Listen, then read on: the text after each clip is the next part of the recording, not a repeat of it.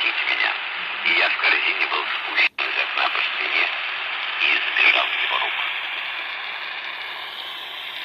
Второе послание Коринфянам, глава 12.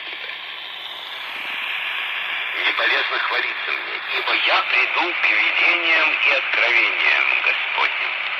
Знаю человека во Христе, который лет тому назад 14, в теле, не знаю, вне ли тела, не знаю, Бог знает, восхищен был до третьего неба.